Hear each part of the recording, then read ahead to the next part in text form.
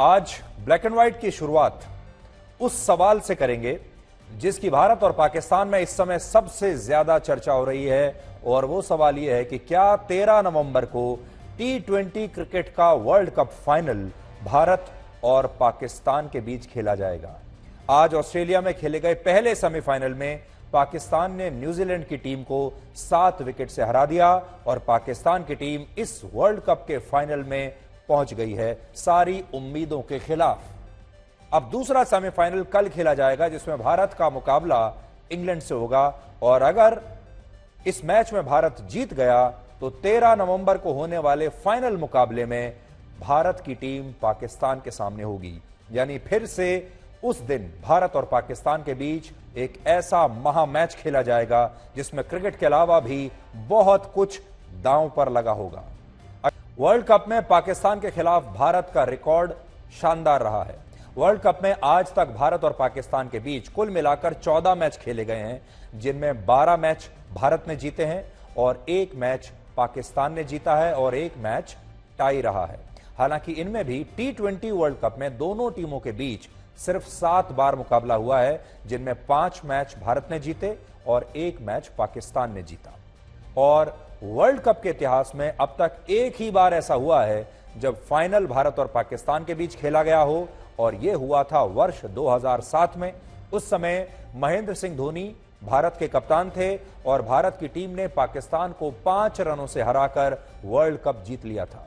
वैसे भारत और पाकिस्तान का मैच टीवी की व्यूअरशिप के हिसाब से, डिजिटल व्यूअरशिप के हिसाब से बहुत बड़ा होता है, विशाल होता है। और इस वर्ल्ड कप के दौरान पिछले महीने जब भारत और पाकिस्तान के बीच मैच खेला गया था, तब इस मैच को अकेले जिस ऐप ने प्रसारित किया था, डिजिटल ऐप ने, उस पर 1 करोड़ 80 लाख लोगों ने इसे देखा था। सोचिए, डिजिटल ऐप पर 1 करोड़ 80 लाख लोगों ने इसे देखा, जो कि एक नया रिकॉर्ड है। इसलिए सोचिए, अगर फाइनल भी भारत और पाकिस्तान के बीच होता है तो व्यूअरशिप के कितने नए वर्ल्ड रिकॉर्ड बनेंगे। यानी फाइनल भी वर्ल्ड कप का है और जो व्यूअरशिप का रिकॉर्ड होगा वो भी नया वर्ल्ड रिकॉर्ड बना देगा।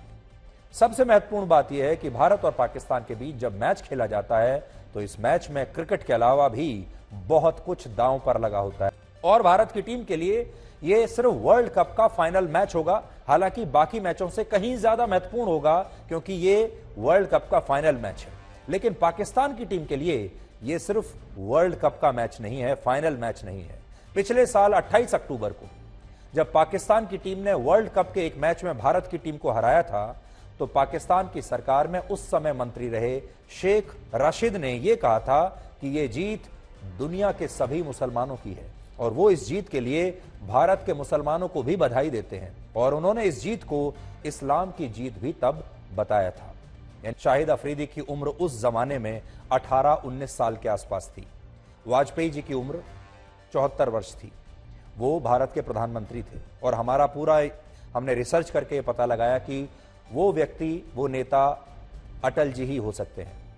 और उसके बाद आप सोचिए, ये 18-19 साल का एक युवा लड़का पाकिस्तान से खेलने के लिए भारत आता है। पाकिस्तान की टीम का सबसे जूनियर खिलाड़ी है, लेकिन उसके अंदर भी भारत को लेकर कितना जहर भरा हुआ है।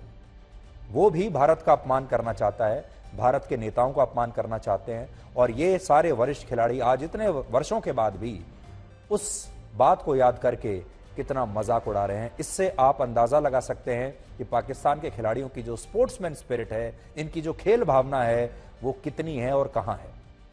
प्रधानमंत्री मोदी ने, आपको याद होगा, कल G20 की अध्यक्षता के लिए G20 समिट का भारत की अध्यक्षता वाला जो नया लोगो जारी किया था, उस पर अब हमारे ही देश में जबरदस्त राजनीति शुरू हो गई है। कांग्रेस का आरोप है कि ये जो लोगो नया बनाया गया है, इसमें मोदी सरकार ने जानबूझकर कमल के फूल के निशान का इस्तेमाल किया है, और ये जो कमल का फूल आपको दिख रहा है, ये बीजेपी का चुनाव चिन्ह है, और ये बात कांग्रेस को अच्छी नहीं लग रही। कांग्रेस ये सोच रही है कि बीजेपी इसके जरिए अपना प्रचार कर रही है। और अब आपको बताते हैं कि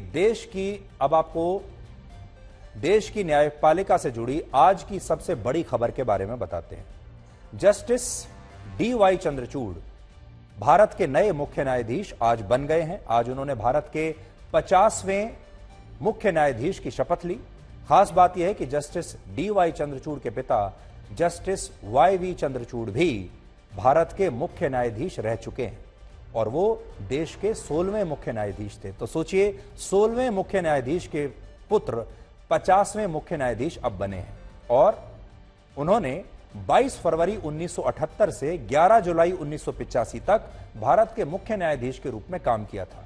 दिलचस्प बात यह है कि जस्टिस यू ललित के रिटायर होने के बाद जस्टिस डी.वाई. चंद्रचूड़ उनकी जगह ले रहे हैं, लेकिन जब जस्टिस यू ललित खुद पहली बार सुप्रीम कोर्ट में पेश होने के लिए आए थे, उस समय जस्टिस डी.वाई. चंद्रचूड़ के पिता जस्टिस वाई.वी. चंद्रचूड़ ही देश के मुख्य न्यायाधीश थे।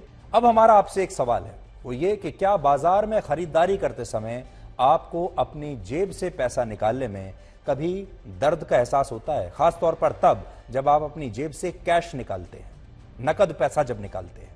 यह सवाल इसलिए है क्योंकि आजकल ब्रिटेन के लोग यही दर्द महसूस कर रहे हैं, जिसे पेन ऑफ पेइंग कहा जाता है। यानी जब आप पे करते हैं तो आपको एक पेन महसूस होता है, दर्द महसूस होता है। जब पूरी दुनिया डिजिटल ट्रांजैक्शन के रास्ते पर तेजी से आगे बढ़ रही है, तब ब्रिटेन के लोग अब एक बार वापस कैश यानी नकद देकर खरीदारी कर रहे हैं और इसके पीछे महंगाई को सबसे बड़ी वजह माना जा रहा है, क्योंकि इस समय ब्रिटेन महंगाई की बहुत बड़ी मार झेल रहा है। ब्रिटेन में महंगाई जबरदस्त स्तर पर है। पिछले 40 सालों में सबसे ज्यादा महंगाई इस समय ब्रिटेन में है और इस वर्ष अगस्त में महंगाई दर 9.9% तक पहुंच गई थी। दिसंबर में महंगाई दर 10% को पार कर गई। ब्रिटेन में खाने पीने की चीजें बहुत महंगी हो गई हैं। जब लोग उन्हें खरीदने बाजार जा रहे हैं तो उनकी बस एक कोशिश होती है कि कैसे कम से कम पैसा खर्च किया जाए और उन्होंने इसका एक नया तरीका निकाला है। वो है कि जो भी खरीदारी करो वो कैश में करो। उसका नाम है जैम, JAM, जिसमें J का मतलब है जन धन खाते, A का मतलब है आधार नंबर और M का मतलब है मोबाइल फोन। इन तीनों से ये चलता है। भारत पूरी दुनिया में नंबर 1 पर है डिजिटल पेमेंट के मामले में, जिसके अकेले 40% की हिस्सेदारी है। इसके बाद चीन का नंबर है, तीसरे नंबर पर दक्षिण कोरिया है, चौथे नंबर पर थाईलैंड और ब्रिटेन 5वें नंबर पर है डिजिटल पेमेंट के मामले में। लेकिन अब ब्रिटेन के लोग कैश पेमेंट कर रहे हैं। इस लिस्ट में अमेरिका जैसा सुपर पावर नहीं है, लेकिन भारत ने डिजिटल ट्रांजैक्शन में कमाल करके दिखाया है, जहां हर सेकंड 1 सेकंड में 10 करोड़ रुपए का लेन देन डिजिटल ट्रांजैक्शंस के साथ होता है।